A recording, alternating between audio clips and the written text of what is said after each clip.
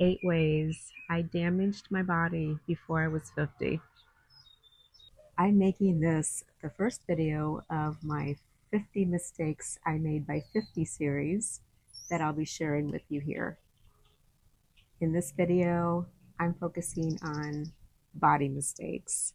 These are hard to talk about because I am not proud of them. Some are really embarrassing, and I'll be confessing some vulnerable things, especially in my other videos, but here I am, sharing them with you today. Hey, I'm Angie, and if you're new to this channel, welcome. And if you're a subscriber, then welcome back. Okay, here we go. Number 1, tanning salons. Like the worst thing I could have ever done to my skin. From the time I was about 18 to about, I don't know, 30 maybe, I would bake in a tanning bed a couple times a week, even occasionally into my 40s. After 40 though, I at least thought to put a towel over my face when I got into the bed, but it still managed to age my skin. Lots of laser treatments to correct the damage to my skin, and I spent lots of money. If you're still young, just don't do it. Learn to love your skin the way it is. You will thank me when you're 40. And while we're on the subject of skin, I didn't wear enough sunscreen. I remember back in the 80s, that glorious time when we would all slather Crisco shortening on our bodies to bake in the sun. Man, did I ever get dark. I was exotically dark. It was incredible. Then my 30s hit, and my skin revealed beautiful new age spots. Again, lots of laser treatments, but at least I didn't do it all the time. Because I know a few girls my age who did. They were like total sun goddesses, and now they've paid the price because their skin is like leather. I'm just saying, again, don't do it. You'll save lots of money and distress later. Trust me. Number 3, overpermed my hair.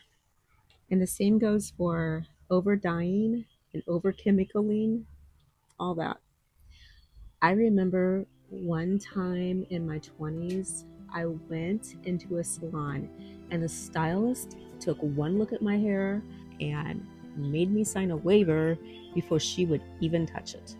She said that she didn't want to be responsible for what happens to my hair. That was my wake-up call. That's when I got smart and walked out. And it took years for my hair to recover and start growing again. It was not healthy. Fast forward years later, my daughter actually went through the same thing, dyeing her hair all the time.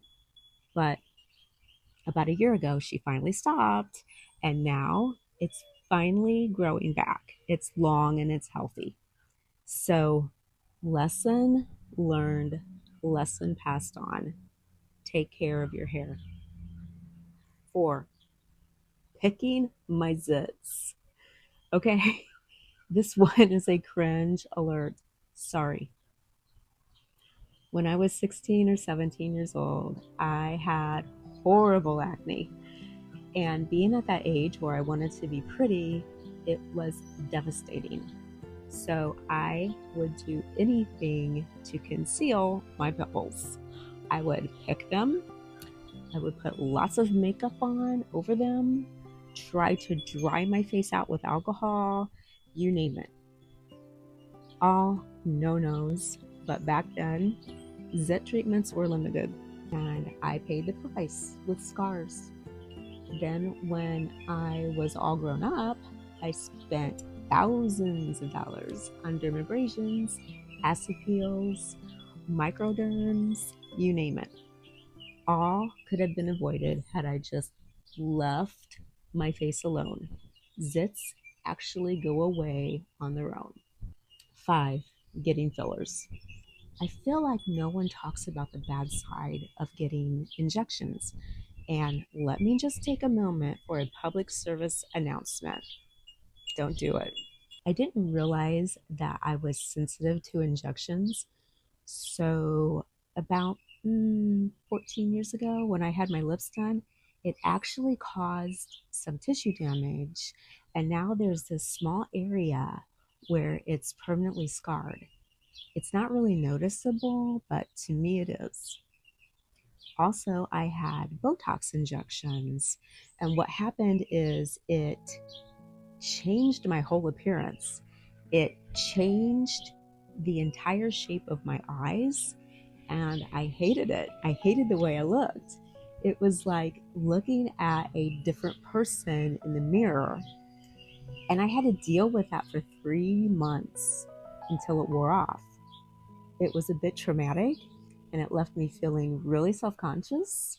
So I would say just think really hard before putting anything foreign into your face.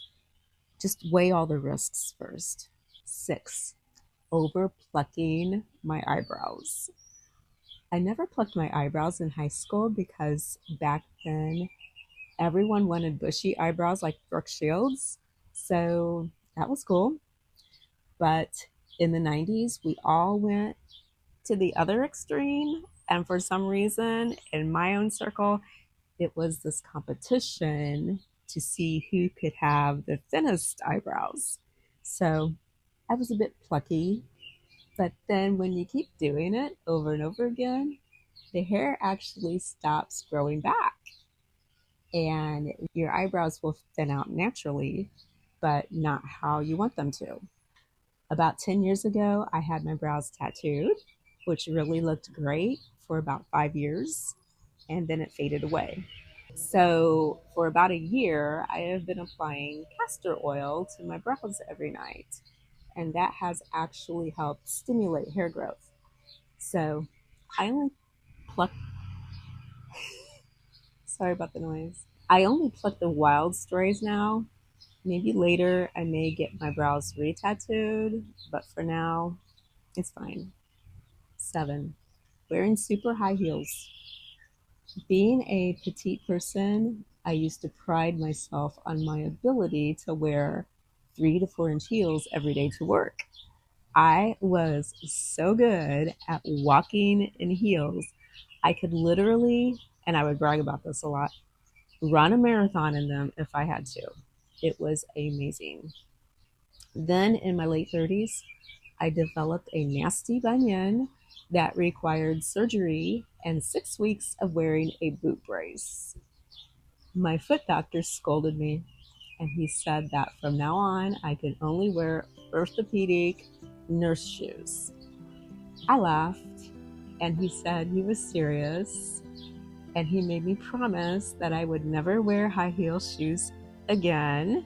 So I agreed just to make him happy. But once the brace was off, back to high heel shoes I went. Fast forward about 10 years.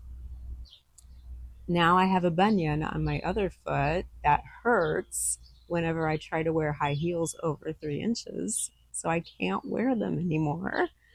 And I really don't want foot surgery. So the days of high heels, high heels, are over. The motto of the story: take care of your feet. You need them to get around. Number 8, I stopped exercising. Okay, so I've had this strict regimen. It's more like an obsession of exercising at least 3 times a week.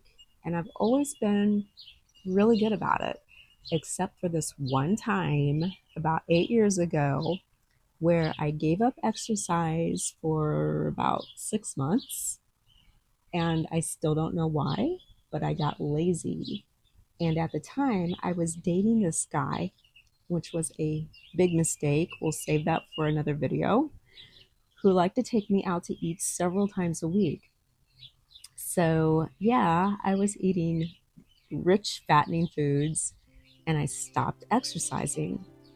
So, you can guess what happened. I put on about 10 pounds, and that may not sound like a lot, but 10 pounds on my tiny frame is a lot.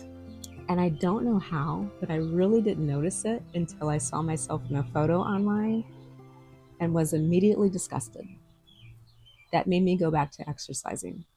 The thing is, once you start an exercise regimen, you can't stop because it actually will shrivel up your muscles.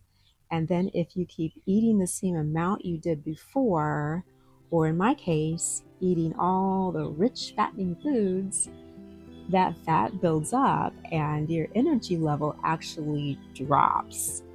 Then you just get depressed. So it wasn't a happy time in my life at all. Thankfully, I dumped the boyfriend and I found someone else who supports my fitness quirks. Okay, so there you have it. 8 body mistakes I am not proud of. I feel like those mistakes happened so I could, first of all, learn from them, but most of all, help others not do what I did. And now I feel like I'm so much wiser than ever. I know a lot about myself, what works and what doesn't work. And I feel like I take better care of myself because I realize that this is the only body I'll ever have. And so I need it to last at least 30, maybe 40 more years, right? And as I mentioned, I'll be covering more mistakes I made in my life because I've made a lot of them in my next videos to come. Thank you so much for watching and listening. I feel really good about where life is taking me. We all make mistakes because that's how we grow in mind and body and spirit. And we're all here for supporting each other's journey. And if I can help just one person stay by sharing my own journey, then it's all worth it. Take care. Stella says hi, and I'll see you in the next video. Testing, testing, testing.